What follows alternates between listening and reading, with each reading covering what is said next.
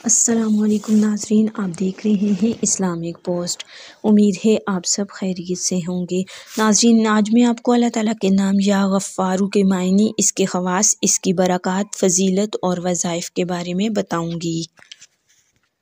लेकिन ये सब जानने के लिए हमारे साथ आखिर तक रहिएगा और साथ ही साथ हमारे वीडियो को लाइक और सब्सक्राइब कर दीजिएगा ताकि आइंदा आने वाले वज़ाइफ आपको बआसानी पहुंच सके।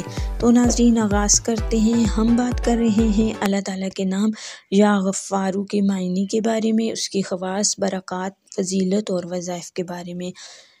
या गफ़्फ़ारू, इसके मायने हैं बहुत जल्द माफ़ करने वाला। नाज़रीन, जो कोई या गफ़्फ़ारू की मुदावमत करेगा उसके तमाम गुनाह बख्श दिए जाएंगे और उसके नफ्स की बुरी ख्वाहिशात दूर हो जाएंगी। नंबर 2, जो शख्स या गफ़्फ़ारू इग़फ़िरली ज़ुनूबी जुम्मा की नमाज के बाद 100 बार पढ़ेगा, अल्लाह ताला उसको बख्श देगा और आखिरत में लुत्फ़ व मग़फ़िरत का उम्मीदवार बनेगा।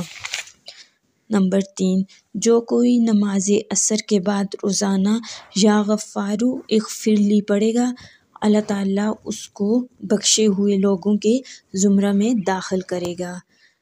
नंबर 4, जो कोई इस इस्म को जुम्मा के दिन बाद नमाज जुम्मा 100 बार पढ़ेगा तो उसकी मग़फ़िरत के आसार पैदा होंगे, तंगी रफ़ा होगी और बेगुमान रिज़्क़ मिलेगा। नंबर 5, गुस्सा करने वालों पर ये इस्म पढ़ा जाए तो उनका गुस्सा ज़ाहिल हो जाता है।